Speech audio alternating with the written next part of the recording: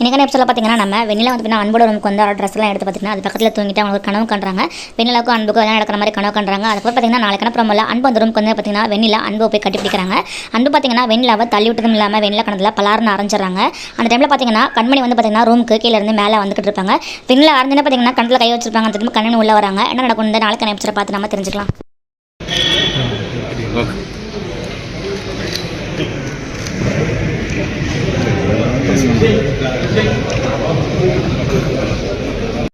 போடுங்க.